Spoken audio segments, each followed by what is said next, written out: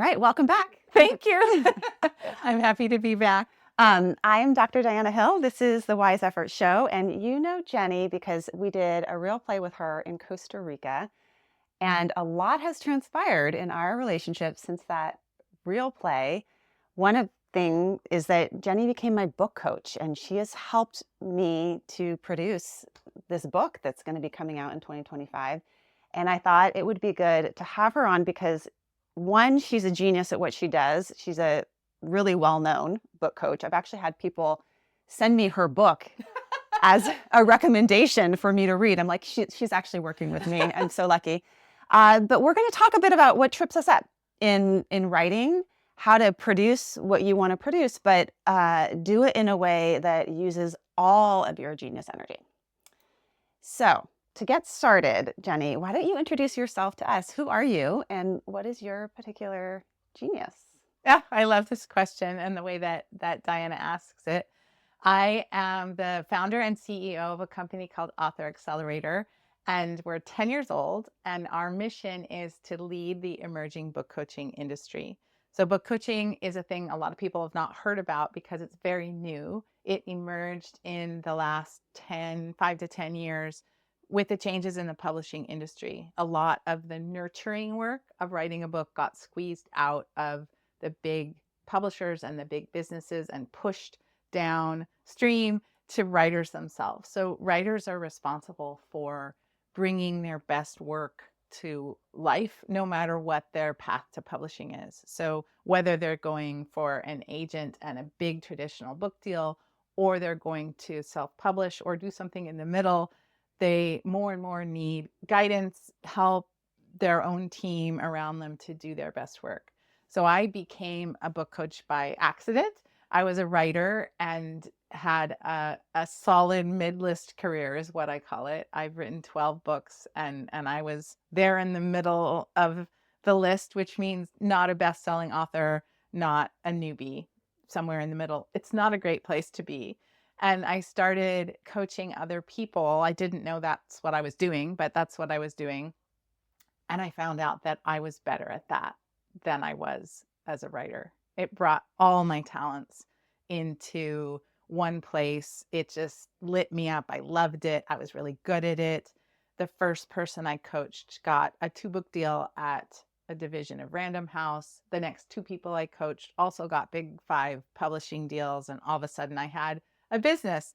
And then I started Author Accelerator to train other people to be book coaches. In my own personal book coaching life, I have had the great pleasure of coaching people who've hit the New York Times bestseller list. One of my clients just had a movie deal with Hallmark. It's not a movie. I keep saying that wrong. It's a TV streaming deal with Hallmark. And I've had clients hit the Wall Street Journal bestseller list and won all kinds of indie publishing awards. So in my own book coaching life, I've had a lot of success, but I largely stopped doing that work to make an impact on this industry.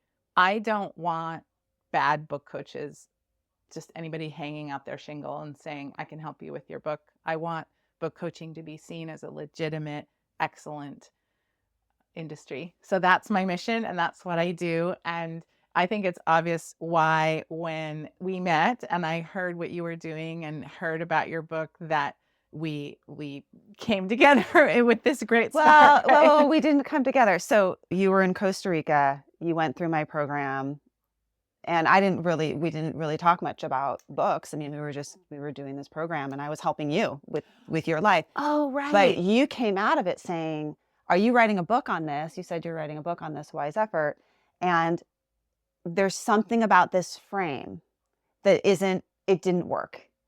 And it was bugging you. It was keeping you up at night. You were like stressed by my program, I guess. By your framework. By my framework. Like you couldn't put it down.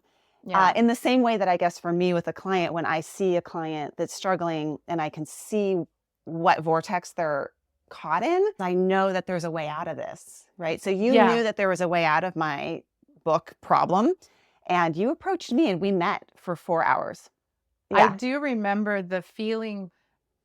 Diana has this incredible framework that's coming in this amazing book in 2025.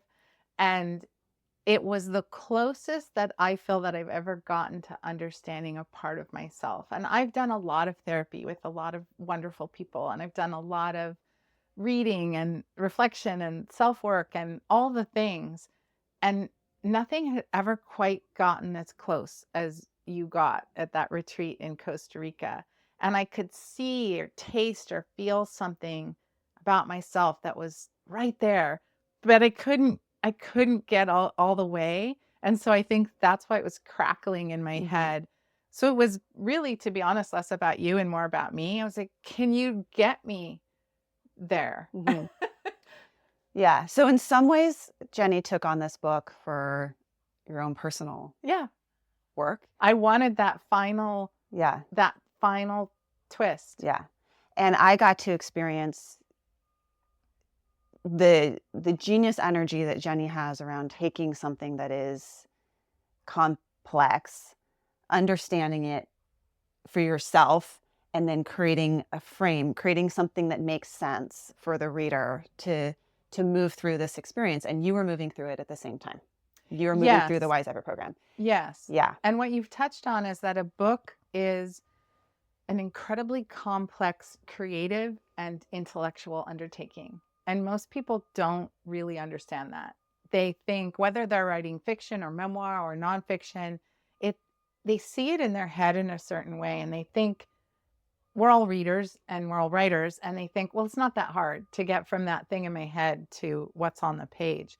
But the truth of the matter is that that process of translating what your vision in your head to words on the page in a way that the reader can follow and consume is a very specialized skill. And a lot of people can do it. Well, I always say I take people from good to great because a lot of people can get to good. And there's a lot of books out there that are fine. They're fine. And we all read them. It's like, this book is fine. I'm reading one right now, actually, for review purposes, and I just keep thinking, yeah, it's fine. This book is fine, but that's not what we want. Okay. So that's what Jennie told me when she read my first draft. I Was said that this it is was fine. fine. And this is where this is how we got engaged Yeah, in this we process, did. because I don't want fine, I want great. Right. Uh, and I've been chasing a great from Jennie. Just in any kind of feedback that you gave me, if you ever gave me like one little this line, this sentence is great, that was my motivator. Is that and that's the true coach, right? Because you had a capacity for encouraging me, but pushing me. I mean, I don't think I have worked as hard since my PhD Interesting. dissertation Yeah, in writing this book. that's so It's really, interesting yeah, because I do think of my role as helping the writer hear their own voice, get their own confidence, find their own rhythm and path so that they don't need me anymore. yeah. It's that training part of it. But I want to, before we continue with the saga, I want to say something that you said to me that's very special and that I think is a really big part of your success. I think this book is going to be amazing. What you said to me, I have a process of inquiry that I put all my clients through. It's called Blueprint for a Book. And I've written, those are the books that Yeah. you are That referring people are to. texting me saying I should read. Yeah. Blueprint for a Yeah. book is for fiction. There's Blueprint for a nonfiction book, and there's Blueprint for a memoir. And one of the questions, there's 14 questions that I ask people to ask before they start to write, because the mistakes most writers make happen before they start to write. And that's the place I want us to stop and get some things clear. And one of the questions is, what shelf do you see your book sitting on? And I phrase that very specifically on purpose because I want people to envision their book for sale, first of all. That's a big leap. Your Yeah. book is for sale, it's on a shelf. Where is it sitting? What books are near it? What is the section of the bookstore? So it's a Do you remember sneaky. my answer to that question? Yes. So it's a sneaky way to get people to see their book as a product, which is what most people want to be read and they want to sell a product. And you said, I don't want to be on a shelf. I want to be on the front table. And I had never heard anybody answer in that way. And I loved it so much because that there's an ambition there, and there's an understanding of the reason we write. The reason it matters so much to us is we want to make an impact. We don't just want to write something fine. We want to impact readers who we might never meet, who might encounter our book after we die. It's a way of conveying this incredible value in the world that nothing else can touch. And I talk about a lot of other kinds of art, things like photography or songwriting or painting, absolutely impact people and touch our soul and resonate with us. But people spend like 20 or 25 hours reading a book. They're alone with you in this mind meld, and really making space for your thoughts and their whole body. And it's big. What writing a book is big, and you got that. And that answer showed me that there are other clues that people can give that would show me that same thing, but I loved that answer so much. I'm going to be talking about it for the rest of my career because that's really what everybody wants. I might even change the question. do you do you want your book to be on the front table? I don't know. Is it yes or no? Because a lot of people, if I asked them that, would be like, I just want to finish it. I just want to get it published. I just want one person to read it, which is the beginning. But you were like, no, I have some big things to share. So the next series of questions that were in that 14 questionnaire that I answered for you, and you were so funny. You were like, it'll only take about 6 to 8 hours to answer this questionnaire. So just send it to me on Monday. I think we met on a Friday. I was like, oh, wow. Okay, I've met my match. I don't know if I've met someone that will work as hard as me, but yes, you will work harder. But the next series of questions had to do with the fearless review. And I shared about this with Michael Harold, who I asked that question of when I did a real play with him around, well, first, what is your nightmare review for this book? Yeah. And then what is your fearless review? And when you asked me about to write the nightmare review, I basically wrote that I don't want it to, like, that this is a book that I've heard everything already. She's just rehashing act. There's so many books out there that are act for this, act for that, act for that, where it's just basically the same act model that's regurgitated in many different domains, right? And I know this already, right? That I'm like teaching people, like, practice mindfulness again. So I gave you that. And the feedback that you gave to me around my nightmare review, which it kind of is that, Diana. Yeah.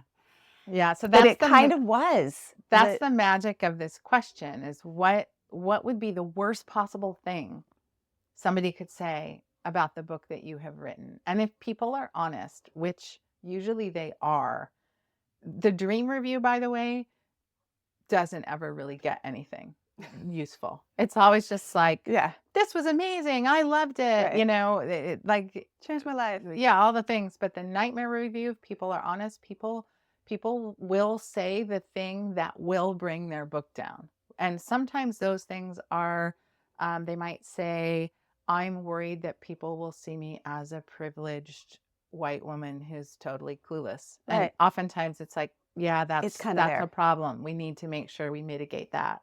Or they will say, I'm worried that if someone's writing memoir, people will judge me for, and it's like, well, yes, they will. Right. So it's usually, if you're honest, it's the thing. And so when you answered that question, that's then a gateway for us to talk about those things I mean, you were doing a thing that's very typical. It was not surprising to me. People who come from academia and who are based in science and research, and everything is tied to data and proven research methodology. Oftentimes their writing is so rooted in other people's ideas and reflecting out to make sure that you don't steal someone's idea or not accurately acknowledge them, that the writing is just almost unreadable. And it doesn't feel, oh, I don't want to go down this rabbit hole, but I have been having a lot of conversations lately about AI. What is the difference between what artificial intelligence can write versus what a human can write? And I think more and more we need to, as writers and creators, really be thinking about that, because what a human can do is that a computer will never be able to do is really get to the heart and soul of what you think, of Mm-hmm. what Mm-hmm. you, Dr. Diana Hill, who has this life and this research and these thoughts and this brain and this experience of helping so many people in this space to move forward in their life and solve so many of their problems. All of that has to be captured in those words. Otherwise, it's just fine. Mm-hmm. It's just derivative. 13 other books that came out this year say the same thing. Right. And what we want as readers is, what we're looking for is human connection. Really getting a sense that this writer understands what is in my brain. Because what books do, and as humans, we can't really ever cross the bridge or the gap between people. At the end of the day, you're always alone. You can't get into somebody else's head or shoes or skin. You can try, you can get close, but you can't ever really know what it's like to be somebody else. And I think a book comes the closest to that in all of life. Well, there's other things, love and sex, I think, and lots of Comes back to sex a comes lot back with to you. sex a lot with me. I Yeah. just thought, oh man, Our last role play I came just to sex. got into it. Yeah. But I do believe this is true, right? We're looking to feel close to other humans and to not feel so alone. And so a Mm-hmm. book that's fine actually, I think, makes us feel more alone. Whereas a book Right. that's great Right. makes us feel like, oh, I understand something more about myself. I understand something more about the world. I Yeah. understand something more about whatever, God, love, whatever the topic is. And that's what I saw in your work, is that you were so close to that, and yet you weren't doing it. And Right. the resulting book that you have written does do that. And that's why I can so confidently say, I think this book is going to be great. And we're all going to be so excited to have it and to read it, because you do that. You do that. So here's the thing that we had to do, because me in Costa Rica, I like to say it's like my alter ego. Like, there is no blow dryer in Costa Rica. And like, I'm just full on, like, we're in our bathing suits, we're chanting together, we're swimming together. I'm bringing my story self there. And then as soon as I got into writing a book, I'm like, Steve Hayes says blah blah blah blah blah blah in 19 blah blah blah blah. It becomes this citation fest. Yeah. And then also like afraid to say it. Yeah. And to get out of that fearless review into the 5-star genius review, Right. you had to push on me. And when you pushed on me, what ended up happening was I ended up having to do the work of my book Yes. in order to write Yes. the book, right? So I had to first start with like, okay, well, actually, what is my genius here? Like, what is my skill set? Is it just citing other people, or is there something else there? Like, what is the magic that happens in the therapy realm? Like, you really pushed me to get in there. Like, would you say this to a client? What are you doing with your clients? What does it look like? What is your interaction? Yeah. You put yourself in the role of being a client with me. We can talk about some of those exchanges. Yeah. And then what is it that's going on for me that's preventing me from just like saying it, from being me? And I think that's part of like a writer's journey, right? Because whether you're writing a newsletter or you're writing a book or you're writing a caption of a social post, the ones that do well, the ones that everyone wants to read, are the ones that are just the person. That's uniquely them, as opposed to the ones that feel so kind of scripted. Well, you said it's part of the writing journey. I think it is the writing journey. Okay. It is the writing journey. I assume that people can learn craft. They can learn how to write a chapter, write a story. Yeah, there was very little grammar being edited. Let's just say that. Yeah, It was right. pushing on me in these. Right. Yeah. And wordsmithing, you have Yeah. a quirky habit, which I Oh boy. probably can't even articulate, but I saw it so many times where you would put, I'm really actually quite bad with grammar, but I can see it. I just can't Yeah. articulate it. You would put like the noun before the verb, or the the phrasing before the thing. There were a Yeah. lot of times where I was just flipping sentences, but Yeah. I don't even care about that. That's whatever. That's not even, it sprinkles on the icing on the cake Yeah. to me. I Excellent grammar. I love proofreaders who can give me excellent grammar, but that is so late in the process. And what you're talking about is raising your voice, finding your voice, letting your voice ring out. And that, even what you're saying is, if you write a newsletter or a social media post, there's a fake Mhm. authenticity that can happen, which is, oh, look at me being so vulnerable. Look at me Yeah. being so, oh, I'm going to share this vulnerable thing and everyone's going to like it. Yeah. It's not that. It's way deeper than that. It's, what do you really think? And you, this is your phrasing. What is your genius here? That's not, I mean, I don't want to throw academics under the bus in any way, because there is huge benefit in somebody who can curate data and see patterns and bring things together, and that other people have done. But that, in this book, in this space, was not what you were. That's not what your genius is, and that's not what this book was going to be good for, right? And I think there was a part of me that was selfish. It was like, I want you to solve the last, let's call it like the last mile problem, right? Mhm. You got me all the way on this journey of understanding something, but not the last mile. And it was like, what do you know that can take me there? Because I knew that you knew it. You were looking at me like, you need to, this is, you could see me, but I couldn't see me, which is so ironic because it's what we're talking about with you as a writer. You as Mhm. a writer couldn't see your voice and your genius, but I could see yours, and I couldn't see my last mile problem, but you could see mine. So Yeah. we were in this weird, like, fun house of holding mirrors up to each other.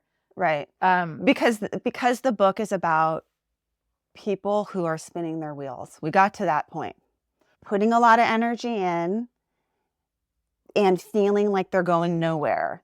And when we came with all these, like, they're treading water, they're spinning their wheels, they're burned out. they're burned out. But it's not a book about burnout. Like I'm done on burnout. I'm interested in the book that's gonna take this energy, your energy, like you have this capacity to motivate, organize, untangle, create frameworks for people, do these incredible books, take that energy and use it in a wise way. Right. And so we got that far, and we had the Wise Effort program. Right.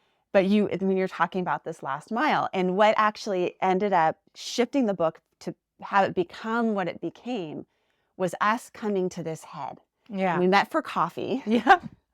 And it was funny because we kept getting kicked out. Like, there was Yeah. weird energy Yeah. that day. Yeah. Do you remember that?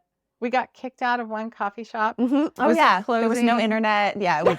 And then we got, Like, we can't live without internet. and then we Yeah. went to one that turned out to be a wine bar, and neither of us drank. were drinking. And so I was just like, what are we doing? It took Yeah. us like an hour to even get started. So Yeah. it was an interesting energy. And it really wasn't until our walk to the car. Oh. So we started getting it when we were at the winery with that wine. Probably could have used some wine to open us up. We get to this space of like, okay, actually what is happening here, and what was happening for you as you were working on my book, and what was happening for me as I was working on this book, was that the very genius energy, that source of power was getting us tripped up. It was not open, it was not channeled, it was being overused in some places and then not being used in others. So what happened that day, I'm now remembering, because this is it. This is the thing, is I came to you and I said, I'm really struggling with our project, my helping you. Yeah. because I can't stop. I can't stop myself. It's like there's a switch that I flip and I'm helping someone and I can't turn it off. If Yeah. it's on, it's on.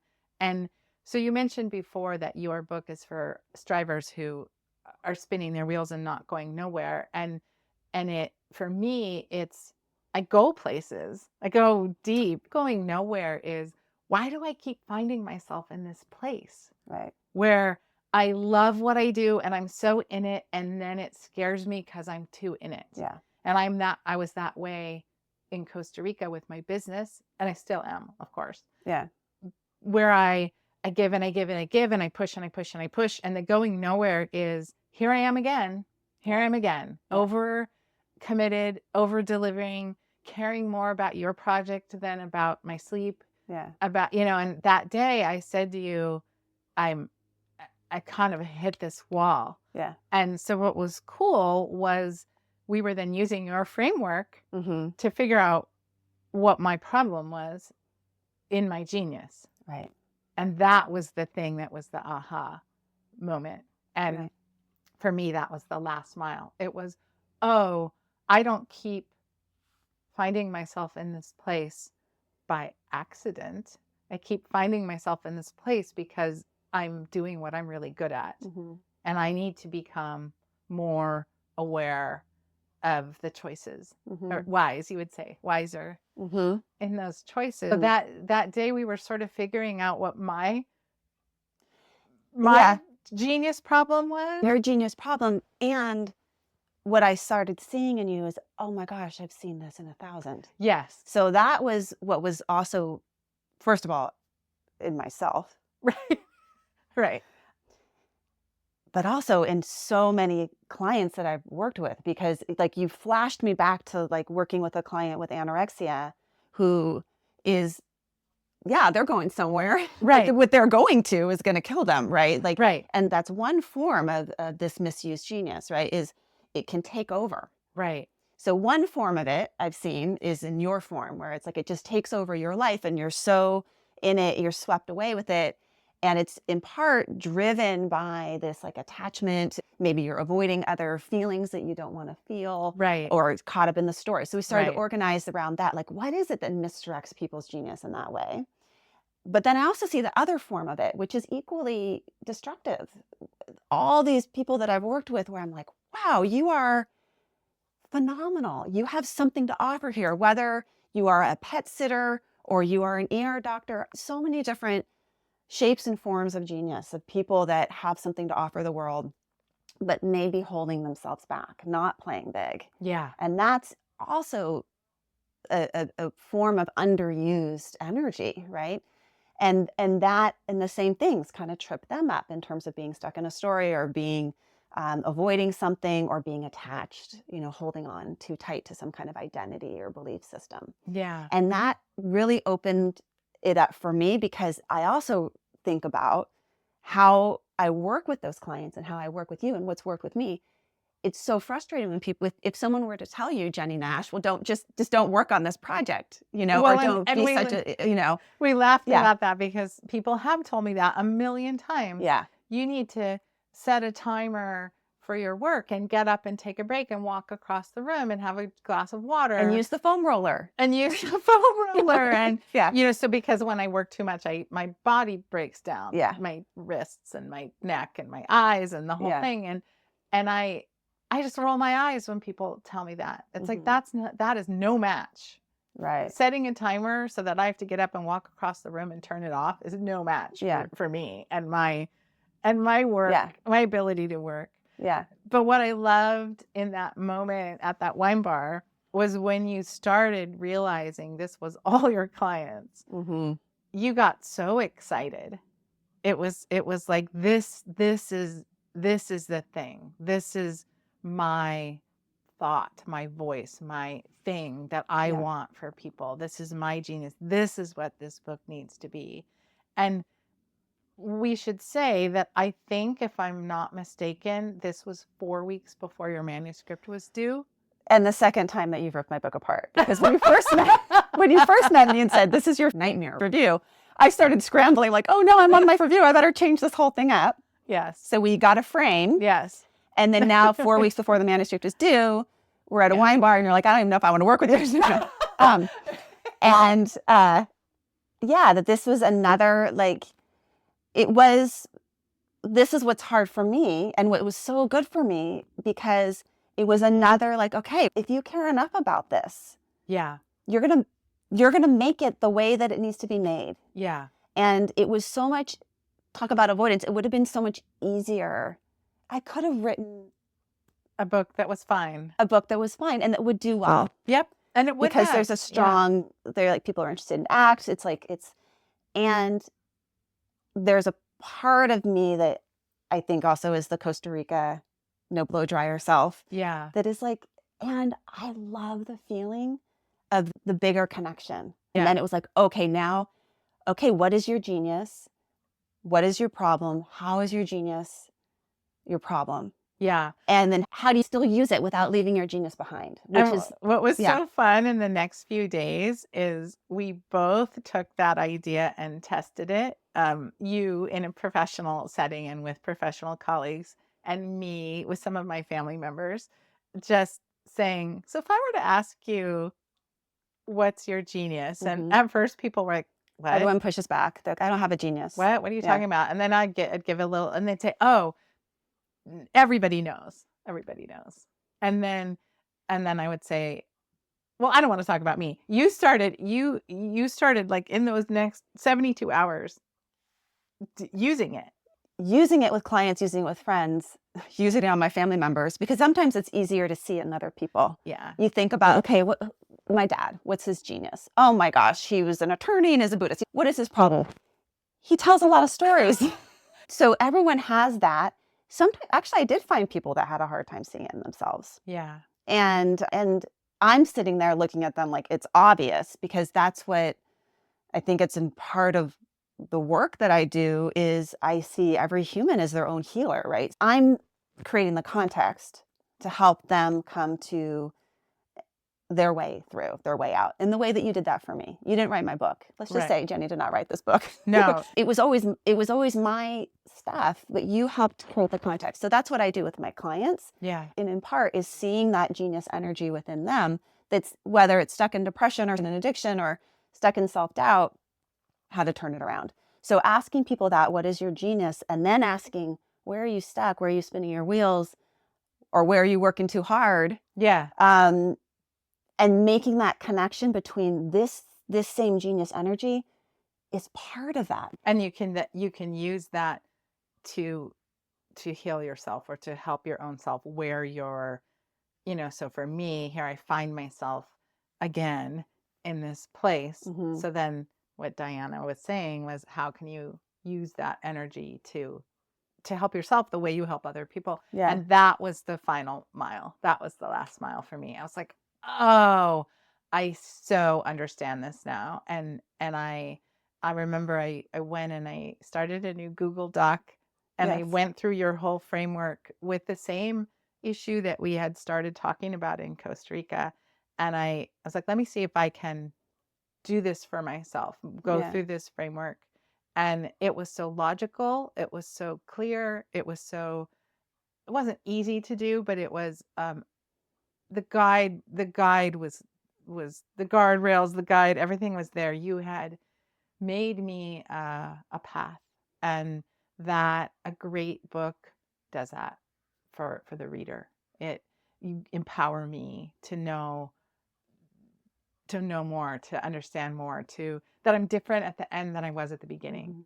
Those books you read where this is what a book that's fine is. You read it, you finish it. 2 weeks later, somebody says, have you read any great books lately? And you think, oh, I just read a book. I can't remember the title. I can't remember the author. Can't actually remember anything in it. Like it just goes, it's like water through your fingers or sand through your fingers. And what we want is for a book to provide a little bit of a transformation. Obviously, it's not going to be the same transformation someone experiences when they're in therapy with you or in a workshop with you, what an incredible experience to have you guide people through your framework. That's a whole other level. But a book can give them a piece of that, a taste of that, some actual transformation. And when I went through that process, I could feel that it was there. It was like, oh, this is going to help people. People could do this. I could have done this and gotten a glimmer of understanding that I didn't have before. So it's And what you did there, so you went through the program, and the program is you start by getting curious about your genius. You get curious about your problem. You get curious about the 3 ways that we get tripped at. yeah. And then you get curious about your values. So that's the starting kind of point. And then we move into this whole stage of opening up to feelings, opening up your thoughts, opening up your sense of self, so that you can use your genius wisely in all these important domains. Right. And so you sent me, and it was like you just took all my questions from the book and made it really tight and just answered them It's all. like 1 page. Yeah, 1 page, and you sent it to me. And in that, it was almost like a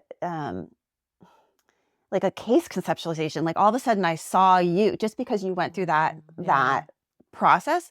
I saw you. I learned about your family. I learned about the context. I learned about your history. All these things are playing into you staying up too long to work on my book. Right? Just like all those things play into me not playing big in my writing. Right. Because what happened for me when you said, okay, Diana, here's this is your voice, this is your thing. And I started to actually write that and include a lot more of my own personal story and kind of claim this space, was that I had a committee in my head. And I don't know if I told you that I did this, but I lined up a meeting with every person that I could that was on that committee. Wow. After we switched the genius thing. So in 1 week, I met with Rick Hansen, Steve Hayes, my dad, one of my very good friends. Who was the last person that? Oh, and Trudy Goodman. So I had the Buddhist scholar, the academic scholar, my dad, and then my good friend that could tear it apart. And I presented this idea to all of them because I was doing the same thing, which is I need to get everyone's approval if I'm able to do this. And what came back at me was a mixed bag. Yeah. I didn't know you were doing that, but I was a little afraid of what was happening because you were like, so-and-so says I shouldn't do this. And so-and-so, I was like, wait, what? How many so-and-sos are you consulting? Yeah. And I could see you questioning the thing. Yeah. And it was like, oh, don't do that. Don't do that. You've got to the thing. Don't let people now talk you out of the thing, which is really common with writers. Yeah. And one of the critical skills for any writer is knowing who to ask for help when and what to ask. Yeah. And you had some genius working there because it worked out. You got in there, you got the feedback, and you came out of it strong in your own voice. I needed some feedback. Yeah, because I needed people to say, like one of my colleagues, the clinical psychologist, was like, if a narcissist reads this, right, and they're like, yeah, I'm a genius, how is that going to impact them, right? Right. And so the book that launched my podcast 8 how many years ago was Tara Moore's Playing Big. Right, which is a book I adore. Yeah. And then I got to interview her like 100 episodes in, and it was phenomenal. And I remembered the piece of information from Tara, which was always like when you're getting feedback, think about who you're getting the feedback from. Yes. And their lens. And so as long as I kept that lens in play, then I was able to take the little strands of feedback that would help the story be able to be received by many different people.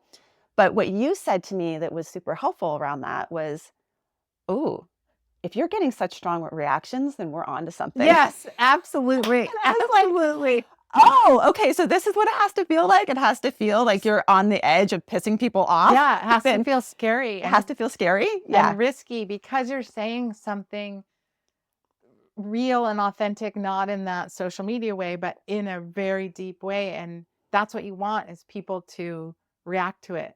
Yeah. Good or bad. Like, this is going to make people mad. This is going to hurt people. To have a book that could be dangerous for a narcissist, I mean, that's great, right? It's great because it's something, it's But if a narcissist powerful. reads my book and then they're in, and then I take them on the journey, and it would be like perfect for a narcissist. It's good. But yeah, But yeah, I mean, receiving feedback is, and knowing what to do with it is a whole giant topic we could talk about for days, which maybe we will someday, because we're for sure going to be doing some more work around these ideas to help folks. yeah, yeah.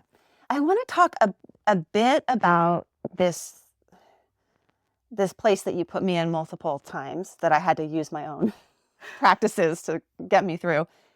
This place of playing small versus playing big. Yeah. And I'm sure you see this. You see authors' genius and how their Mm-hmm. genius becomes their problem. Mm-hmm. And you also see the potential, right? Mm-hmm. You're like, I know where this could go for you if you Mm-hmm. unblock yourself. Tell me just about that, either what you saw in me or what you see commonly in authors, and how you get them to play bigger in their writing, whether it's through books or newsletters or whatever form of writing they're doing. Well, it's a really interesting phenomenon that I have seen many, many, many times in my career. So I'm not surprised by it anymore, which is, I guess the title I would put on this phenomenon is the cobbler's children have no shoes. So what that means is every expert needs their own thing. It's just true. Every expert somebody who has Hmm. a body of work and they have reached a certain level in their life and they want to share it in a book. I only know about people with books. So Yeah. that when they're at that stage and they have that thing, I have seen it time and time and time again that what they're trying to teach people, they need to go through in order to teach people well. And part of the reason I've thought about this so much is that people's genius is so natural to them. It's so native to them. It's just the water they swim in, the air they breathe, that they're not even aware that it's their genius. So they might, um, you're a genius therapist. You can see people, you can see their genius, you can help them get out of a problem. You're so good at that. You probably don't even know how you do it. It's not like you come into this room and you have a checklist that when you work with a client, this is how it's going to go. And at minute 3, you're going to do that. That's not how it works, Hmm. right? You just are doing it. It's the same with an athlete who has body intelligence or, I mean, I've worked with so many different people in so many different fields, and that that thing that the expert does well, it's very difficult to tell somebody else what that is. Yeah. And so the um, having to go through your own thing is, it's kind of, I'm not a Buddhist, but I understand the Buddhist concept of beginner's mind. It's almost having to get out of your expert mind and think, well, what does somebody who's never heard of this idea, how are they going to encounter it? How are they going to understand it or make sense of it? And so my role as the coach, that's the pushing you felt, was, well, what do you do when you're in therapy? And you're probably like, I don't know. But then you actually did Well, no, I would start. say I know because I can list all the things from ACT that I'm doing. Yeah, Versus that, like, really, really, what are you what am I doing? doing? Right. Yeah. And the same would be true for me if somebody said, well, really, what were you doing there? What do you do when you're in Costa Rica with no blow dryer and you lead a whole group of people through this incredible thing? What exactly are you doing? It's very Yeah. hard to say. So whether your expertise is you're an incredible speaker on a stage in front of audiences, or you can go in and help companies um, rearrange their org chart in a way to level up everybody's genius. Whatever your thing is, it's just hard to get it on the page. And so that's usually what I'm doing with people, and what I did with you is, what our work here is, to articulate it. Hmm. And then you were, as many people are, good at articulating it, but then it's like, okay, but So this is for me a piece of the writing process that often gets missed, which is, who is your reader? Where are they at the start of your book? And where do you want them to be at the end of the book? Yeah.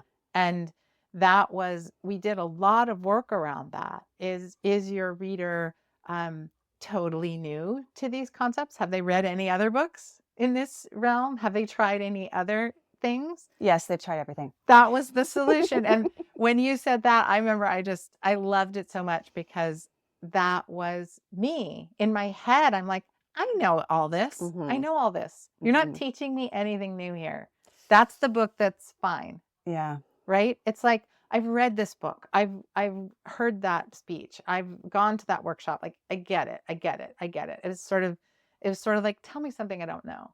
And I wasn't saying that out loud. I would never say such a thing out loud, but But I was intuiting it. inside, that's what I was thinking. Yeah. And then so that's where we came to the idea that, yeah, what Diana just said, her reader at the beginning of that book has tried all the things. Yes. But Right? at the same time, you were also poking at all the times where I was assuming that you knew what this lingo was. Right. Like anytime I used any word Right. that, unless you have a PhD in psychology, you wouldn't know what this word is. You would be like, what is that? Like, can you say that again? Can you just describe that to me in language that Right. we all And there's can one speak in? particular thing that I recall specifically around that, which is the difference between thinking and feeling. Oh, yeah. And ironically, that was a thing where I said to you, is your reader going to know the difference between this? Me, the reader, is not going to know the difference. The reader doesn't know the difference. The reader might not know. And ironically, I literally helped a woman who's written 4 books on that very topic. Some of them for the most recent one for a middle school audience. Yeah. And so we really had to explain the difference between Mm-hmm. a thought and a feeling. I still am shaky on it. Mm-hmm. And I've really dug deep into this particular idea. Mm-hmm. But I put myself in the role of that reader who, they think they know it all. They think nobody can teach them anything, but they also are tired of getting themselves in this problem like I do. And so when they're going through your path and they get to that point and you're talking about the difference between thoughts and feelings and being curious about what are your thoughts? Do you believe your thoughts?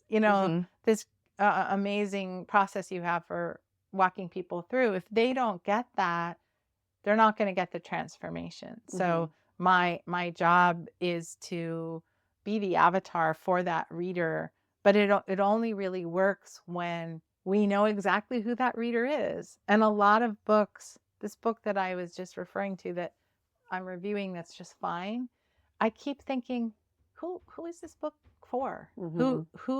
Where in their journey are they picking this up? Do they not know anything? Do they know everything? Because it's sort of covering too much ground for somebody that, it's like, where do you, the thing that's amazing about books, one of the things I love about books, I'm spying a bookshelf as I say this, and I can tell it's very disorganized.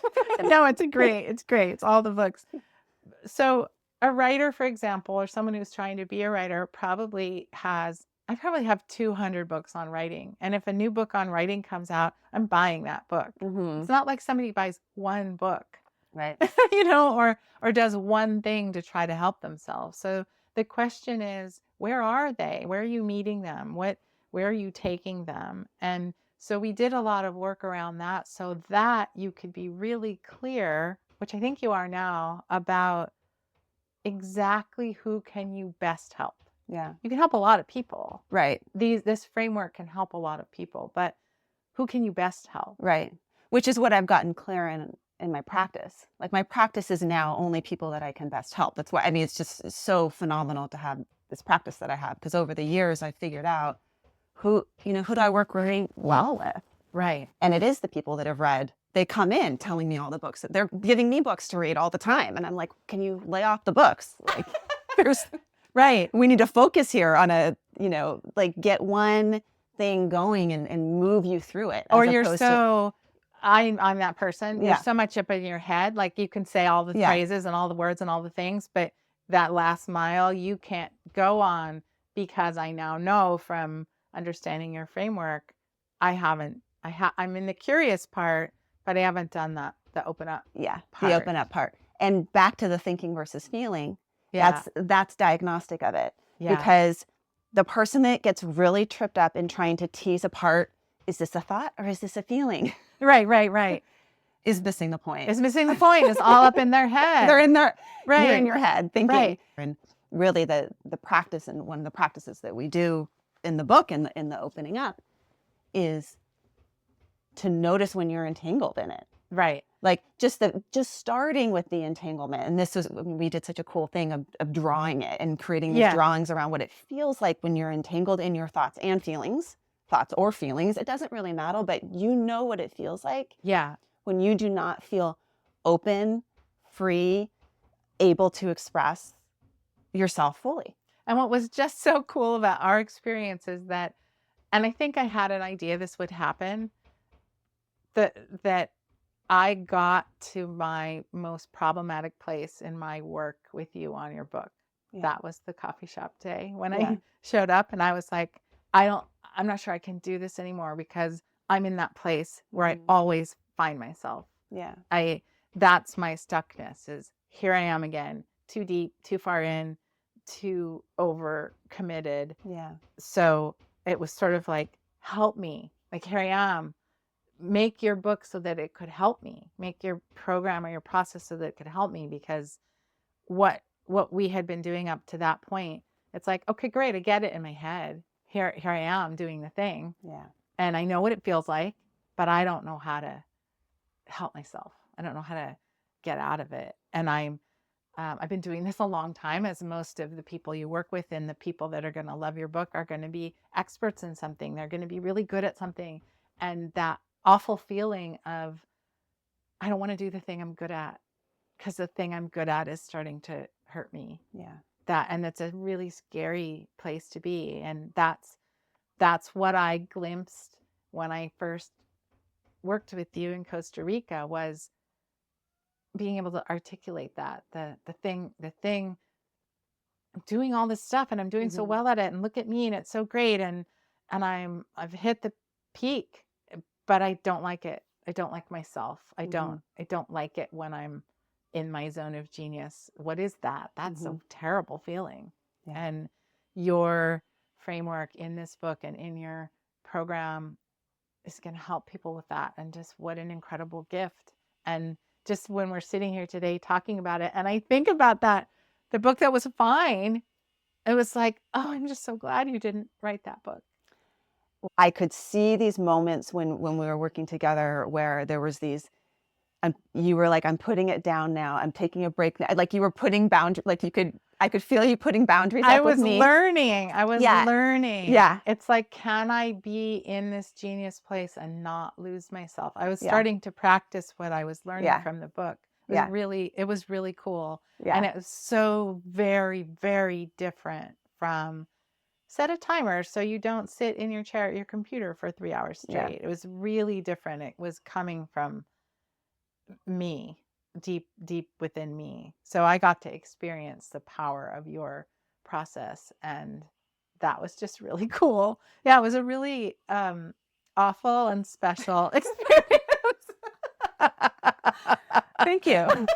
That's how we know we're onto something. I know. It's awful and special. Yeah, and that we were both willing to stick with it was pretty cool too. It was pretty cool. And then we're still friends. We're going to Bonnie Raitt tomorrow. Oh yeah. I know we're not Bonnie Raitt.